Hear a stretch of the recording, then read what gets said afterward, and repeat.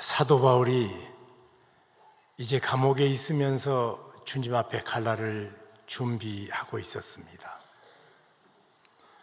그러면서 그는 이 세상 떠날 적에 남겨둘 믿음의 아들 디모데에게 생애 가장 소중한 하나님의 자녀로서 살아야 될 삶의 중요한 요점을 두 가지로 말씀해 주셨습니다. 이것은 예배소 장로들을 밀레도에 불러다가 자기가 예루살렘 가면서 다시 살아올지 못 만날지 모를 적에 장로들에게 이 말씀하셨습니다. 악한 이리떼들이 양떼들을 괴롭히고 힘들 때가 우리 앞에 펼쳐질 것이고 많은 고난을 당할 거다. 그러나 너희는 주 예수와 그 은혜의 말씀께 부탁한다. 그리고 너는 너의 삶의 푯대를 붙잡고 믿음으로 나가라. 나는 이렇게 나간다. 나의 달려갈 길과 주 예수께 받은 사명, 곧 그 은혜의 복음을 증거하는 일을 마치려 하면은 나의 생명을 조금도 귀한 것으로 여기지 아니한다. 유언처럼 하고 떠났는데 이제 이 세상을 떠나기 앞서 믿음의 아들 디모데에게 두 가지를 또 부탁하고 있습니다. 사랑하는 믿음의 아들 디모데야, 2장 1절은 내 아들아, 내 아들아. 세상에 이거보다 더 사랑스러운 소리가 어디 있습니까? 이보다 더 자비로운 음성이 어디 있습니까? 네가 이 세상을 살아갈 적에 너는 항상 예수 안에 있는 은혜 속에서 모든 어려움을 이기고 강하게 살아라. 아니, 은혜가 너를 강하게 붙잡아서 반드시 하나님께서 기뻐하시는 삶을 살게 할 거다 부탁하고 있습니다. 은혜, 이 말은 아무런 자격 없는 사람에게 아무런 조건 없이 주시는 일방적인 사랑의 선물입니다. 이것이 은혜입니다. 이 은혜는 사실 내가 예수 처음 믿을 적에 만나준 단어가 은혜입니다.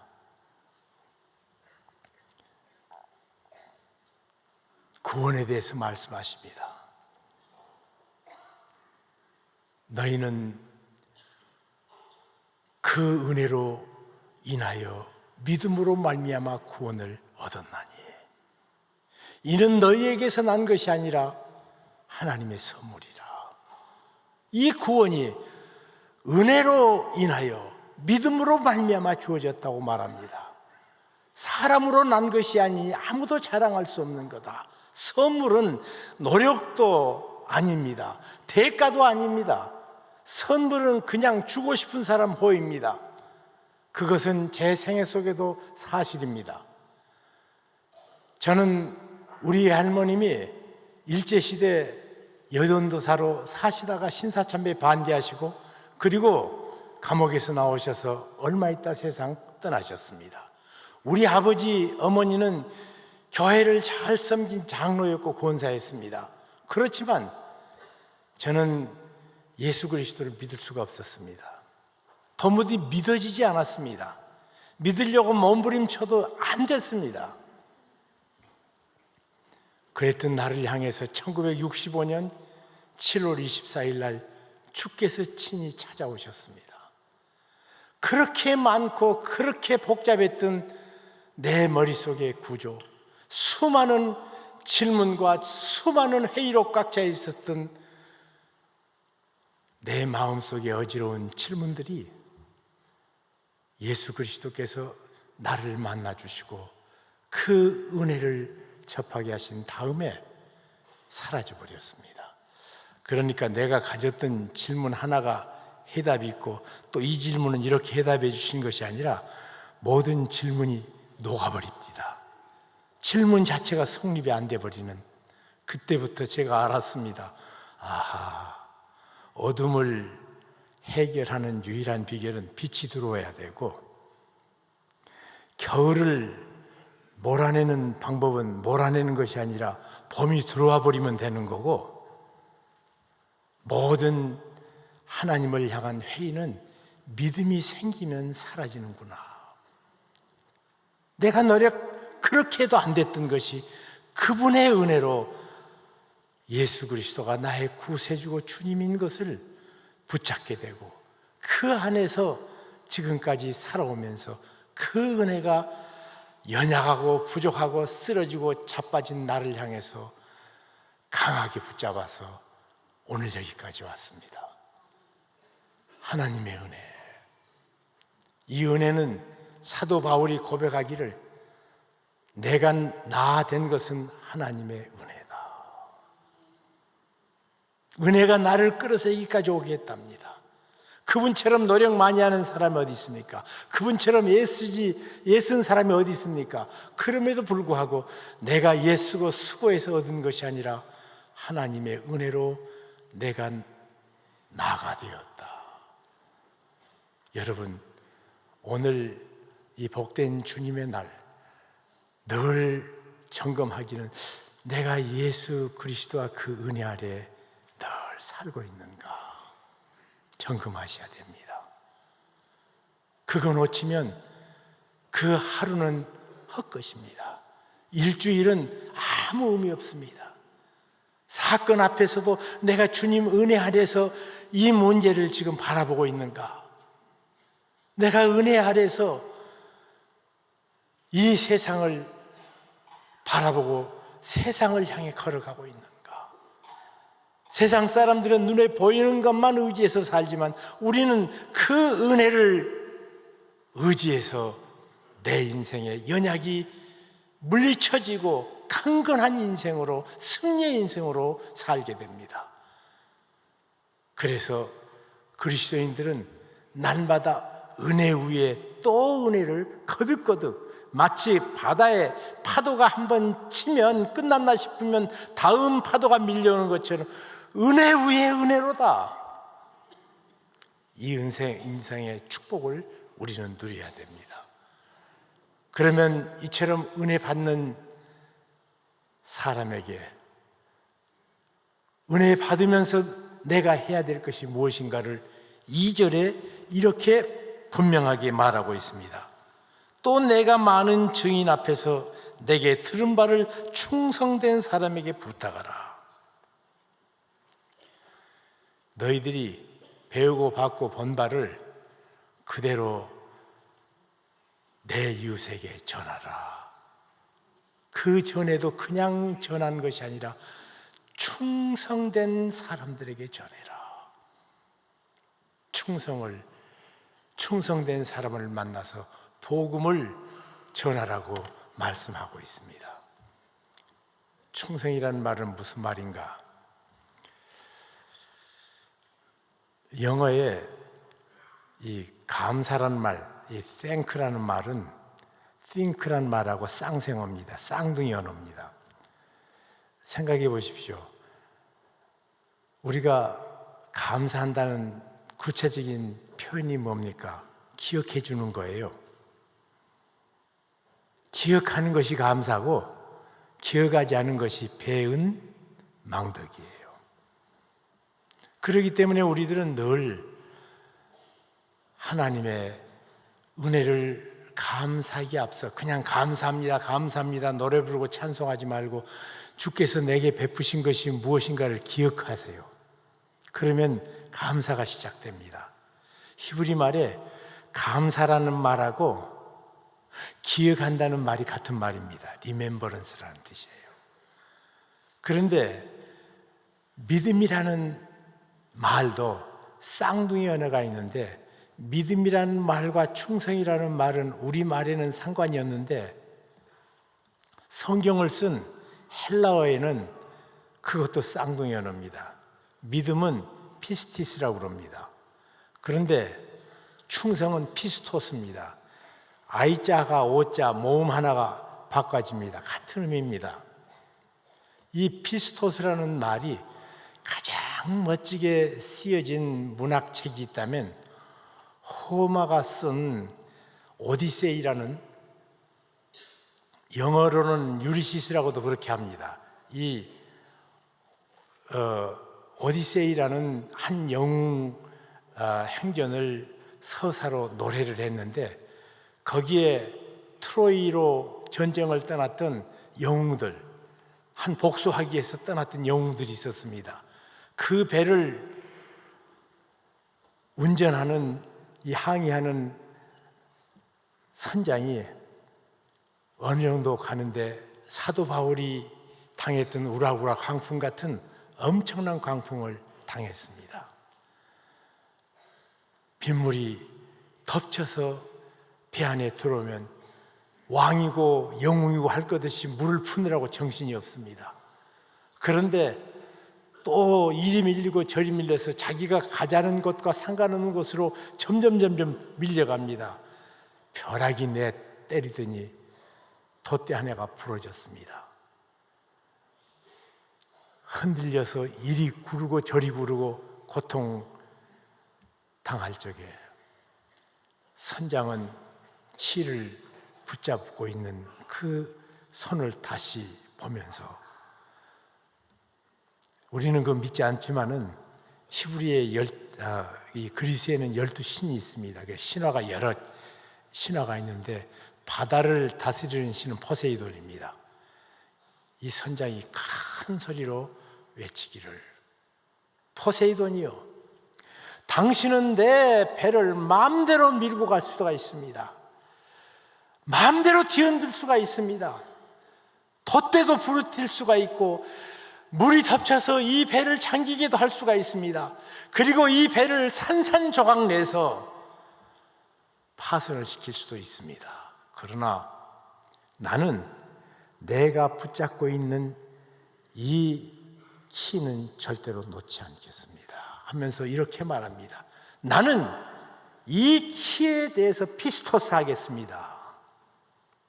충성이라는 말을 가장 잘 나타내는 히브리의 헬라 문화의 정점에 서 있는 단어입니다. 피스토스. 지금 배가 파손하는데 끝까지 붙잡겠다는 결의, 이것이 충성입니다. 충성이라는 단어는 멋지게 많지만 충성의 현장을 보는 것은 참 많지 않습니다. 제가 충성이라는 이 단어가 아니라 현장에서 만난 적이 있습니다. 저는 1965년 7월 24일 날 예수 그리스도를 제 개인의 구세주와 주님으로 영접한 사람입니다. 그렇게 믿어지지 않던 예수 그리스도가 믿어지기 시작하니까 깜깜했던 어두웠던 마음이 밝은 빛으로 밝아지기 시작하고 혼란스러웠던 내 마음에 질서와 조화를 갖자 얼마나 기쁜지요. 그리고 성경 말씀을 보는데 꿀송이처럼 답니다. 과거에 교회에서 수많은 목사님 설교 들었고, 그리고 우리 집에서는 아침에 일어나자마자 20년도 터되게 아버지께서 일으켜오셔서 가정 예배 드리고 성경을 한 장씩 꼬박꼬박 읽어서 성경을 읽었다고 생각했습니다.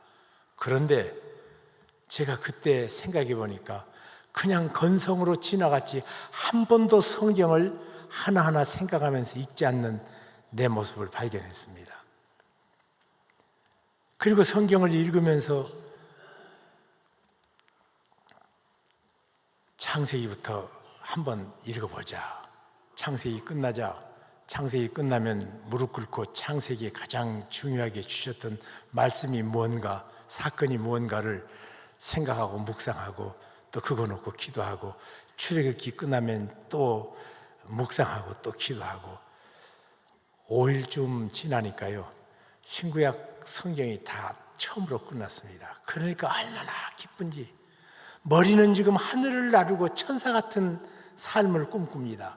그런데 놀라운 사실은 내 땅에 닿은 발은 옛날하고 똑같이 거짓말 잘하고 비겁하고 이기적이고 화나 잘 내고 욕심쟁이고, 머릿속에 주시는 귀한 은혜와 그리고 내 발이 걷는 그 걸음이 천연 두 개로 갈라져 있는 모습을 보고 너무 괴로웠습니다. 내가 상담했더니 그런 문제는 기도원에 가서 하나님 보고 담판하라고. 그래서 이 삼각산에 민족재단이라는 기도원이 있다는 안내를 받고 거기 가서 한 일주일 동안 기도하니까 또 천국으로 올라갈 것처럼 기쁨과 감사와 감격이 넘치더라고요. 야, 됐다 하고 내려왔는데 웬걸 며칠 못 돼서 똑같은 날을 봅니다.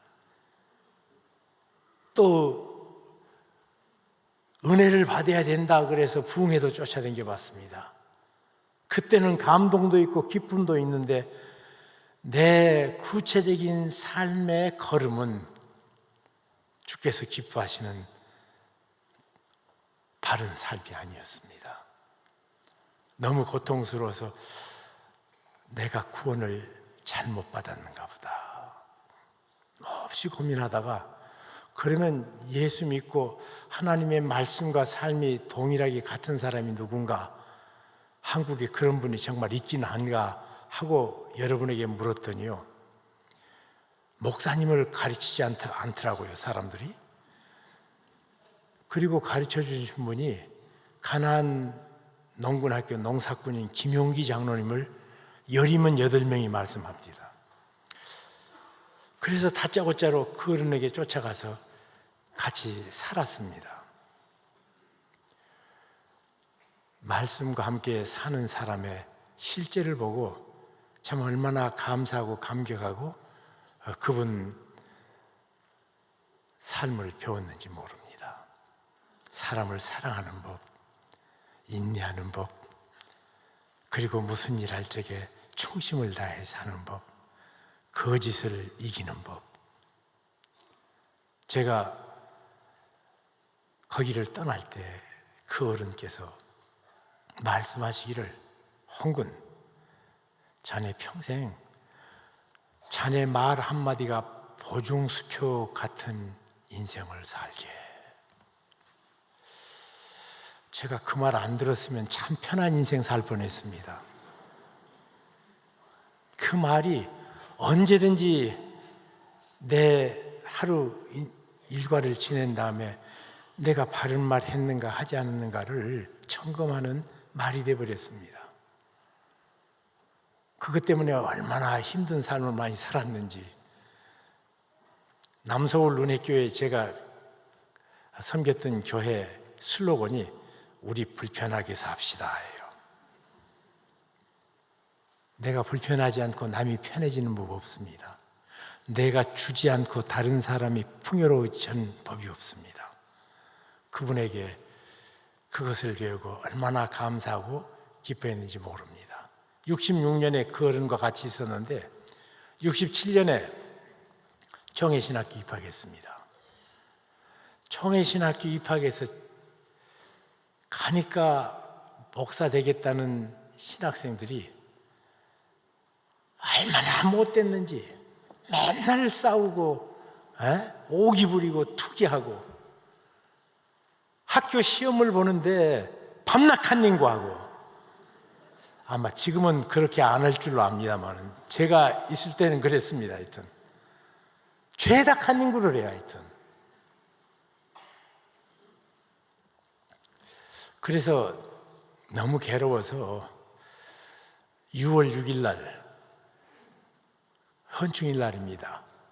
그때는 하루 쉬는 날이기 때문에 우리가 안양이나 수원 가서 포도를 먹는 계절입니다. 요즘은 포도가 아니라 그 딸기. 그때 이 딸기를 사준다고 꼬시고 내가 한턱 낸다고 꼬셔가지고 가나안 농군학교를 우리 학우들을 모두 데리고 갔습니다. 김용기 장로님 아침부터 저녁까지 자기 생애를 정리해서 신학생들에게 바른 목회자 되라고 충심 어린 메시지를 해 주셨습니다. 그리고 저녁 때 해가 맞춰 돌아올 즈음 제가 한번 질문했습니다. 장로님, 저도 장로님 여기 모시고 있으면서 그리스도인이 신실하게 사는 것이 무엇인가를 잘 가르쳐 주어서 사실은 내 친구들 오늘 장로님 강의를 듣도록 했습니다. 그런데 장로님이 평생 살아오시면서 가장 힘들었을 때가 언제입니까? 하고 물었습니다. 그리고 어떻게 그것을 극복했습니까? 그랬더니 한참 가만히 눈을 감고 생각하시더니 내가 가장 힘들었을 때는 내 주변의 모든 동지들이 떠나고 나의 든든한 후원자마저도 나를 비난할 적에 가장 힘들었다. 어렸을 적에 하나님께서 기도하는 도중에 농사꾼이 되라, 농사꾼으로 부름을 내가 받았다. 그래서 농사꾼으로 그냥 농사꾼 되지 않고 이 땅을 농사꾼이니까 기름진 땅으로 바꾸는 일을 해야겠다. 그래서 용인의 가장 척박한 땅을 사가지고 돌을 빼내고 거름을 부어서 기름진 땅으로 만든 다음 그리고 거기서 농사 지을 여건이 다 되면 여주로 옮겨서 또 농사 짓고 자문 밖으로 또 옮겨서 과실 재배를 했고 자문 밖은 돌밭이었거든요. 그 어렸을 적에 자문 밖에 자두 먹으러 갔죠. 아마 여기 서울 사람들은 그 무슨 소리인지 다 압니다. 그걸 해놓고 살만 하면 또 하나님께서 옮기라 그래서 마지막에 지금 하남시의 황산벌이었습니다. 그냥 황투밭에다가 돌로 그냥 다져진 그런 땅 10,000평을 샀습니다. 왜 10,000평을 샀는가? 한국에 그 농지 계획하면서 삼정보, 그러니까 9,000평만 개인이 소유하도록 됐습니다. 그래서 이분이 9,000평 안에 예수고 수고해서 노력을 해가지고 한 가족이 사는 모델을 만들어야겠다. 그래서 그리 옮기신 거예요. 그리고는 나 혼자 아니라 여기에 큰 하나님의 군대를 일궈야겠다. 그래서 농군 학교를 세웠습니다.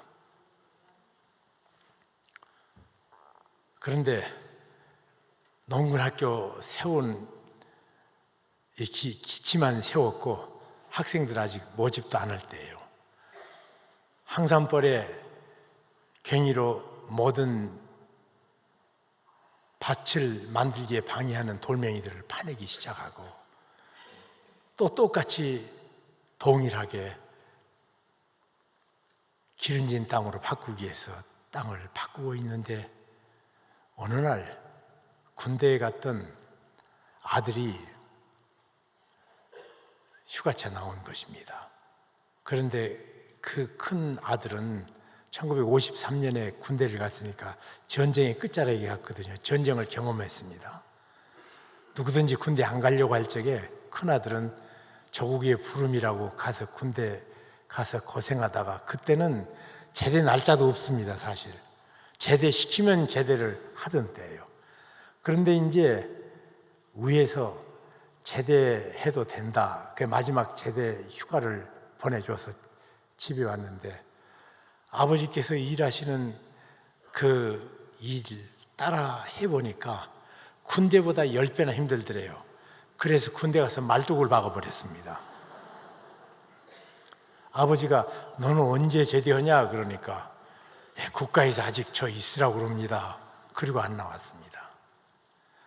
충성스럽게 따른다고 생각했던 둘째 아들이 아버지, 내가 아버지 아들로 태어나서 어릴 때부터 학교만 갔다 오면 공부도 못하고 흙만 팠습니다. 그분에게 또 중요한 일화가 있습니다. 아버지가 또 시간이 있으면 전도 여행을 떠납니다. 아무데나 가서 시골 장터에 다니면서 개인 전도를 그처럼 열심히 하시고 전체를 모아놓고 설교도 하시고 그러셨습니다. 근데 어느 날 나팔을 하나, 이 트럼펫을 하나 사가지고 왔더래요. 아들 보고 부르라 그러니까, 야, 배우지도 않았는데 아버지 어떻게 이걸 봅니까? 그러니까, 야, 이놈아, 만든 사람도 있는데 불지도 못하냐?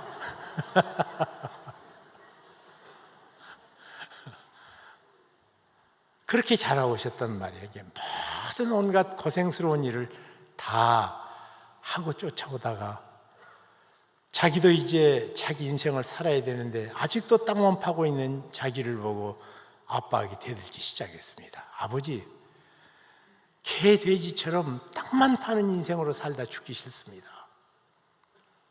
아버지가 아무리 달래도 안 듣고 어느 날 아예 집을 나가버렸습니다. 그때까지는 그래도 잘 따르던 아내가 아들이 나가니까요, 아침부터 저녁까지 울더니 둘이만 만나면 바가지를 긁기 시작합니다. 어느 날 너무 고통스러워서 잠이 오지 않아서 2시에 기도 처서로 천막을 쳐놨는데 그 천막 속에서 울면서 기도를 시작했습니다. 하나님, 농사꾼인데 주께서 부르신 부름을 하는데 왜 이처럼 하나님의 뜻이면 진정한 동지가 없습니까? 모두 떠났습니다. 초창기에 가나안 복지를 만들다고 노력했던 귀한 분들도 다 살만하니까 땅이 개간돼서 기름지니까 다 그 자리에 앉았고요.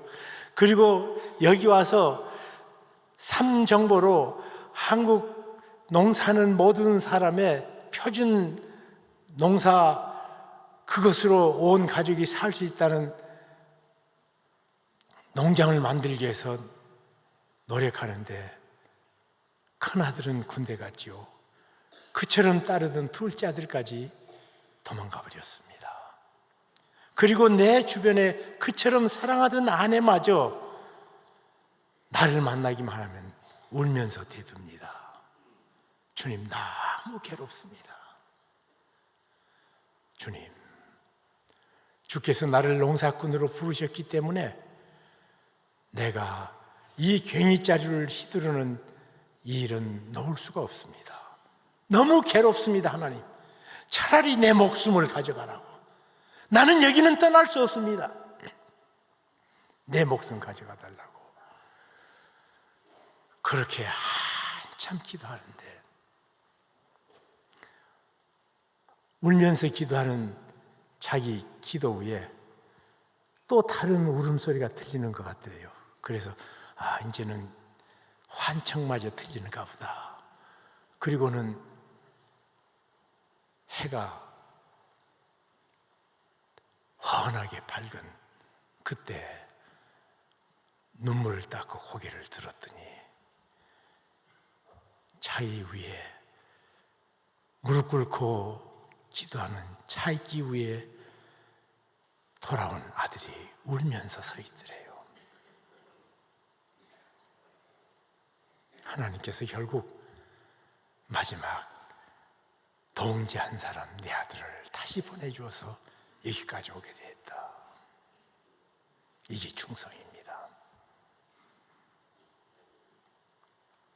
사랑하는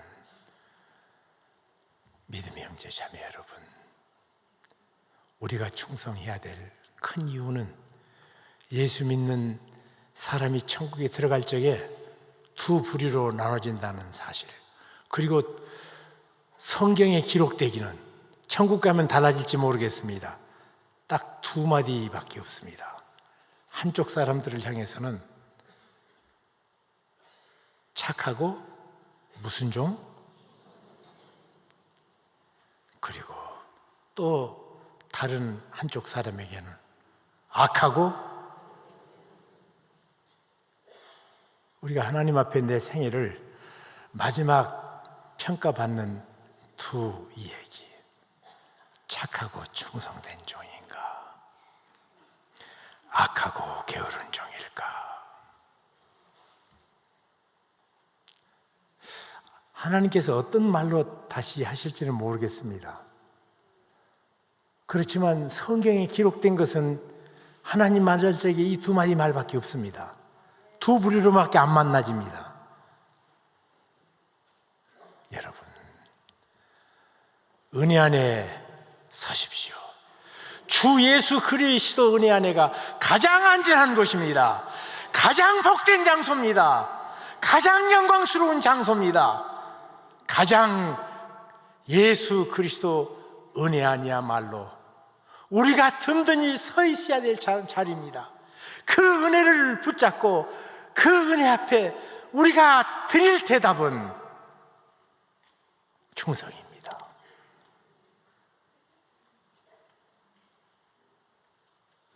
내 충성이 결국 충성된 사람을 만나게 됩니다. 대한민국의 제자훈련 그러는데, 제자훈련이 수상한 것은 선생은 없는데 스승은 없는데 제자밖에 없어요. 너희들만 그렇게 살아라요. 본인은 안 살아. 그런 사기가 어디 있습니까? 제자훈련에.